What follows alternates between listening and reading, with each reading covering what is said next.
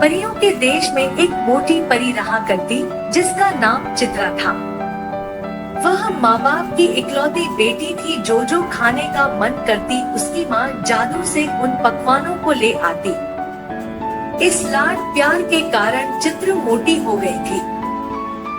उसकी सहेलियां और आस पड़ोस की परियां भी उसका उपहास करती और मोटी मोटी कहकर दिन रात चिड़िया करती थी।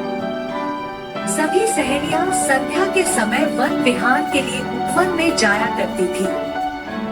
उस उपवन में मीठे शरबत का झरना बहा करता, पेड़ पर रंग बिरंगे पक्षियों का जमावड़ा लगा रहता। सभी सहेलियां आपस में खेल कूद कर रही थी।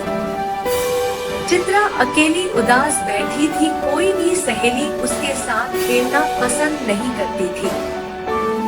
चित्रा को यूं उदास बैठा देख परियों की राजमाता वहां आती है और चित्र के उदासी का कारण पूछती है।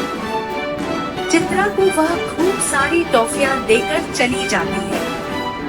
उस टॉफी को चित्र रोज सुबह शाम खाने लगी। देखते देखते वह पतली दुबली और सुंदर सफेद चमचमाती हुई परी के रूप में बदल गई। अब उसकी खूबसूरती के चर्चे होने लगे। उसकी सहेलियां जो उससे जलती थी, वह उससे दोस्ती करना चाहती, उसके साथ खेलना चाहती थी।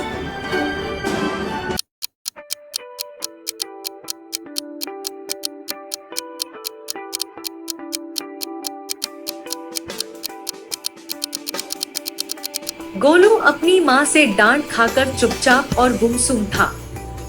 वह काफी रात तक जगा हुआ था, क्योंकि उसने आज गुस्से में खाना नहीं खाया था। तभी एक परी आती है और उसे अपने परियों के देश ले जाती है।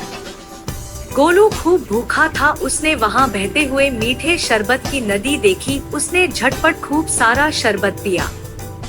नदी के किनारे सुंदर सुंदर रंग बिरंगे वृक्ष लगे हुए थे। उन पर मीठे मीठे स्वादिष्ट फल लगे थे। यह फल आज से पहले उसने कहीं नहीं देखा था।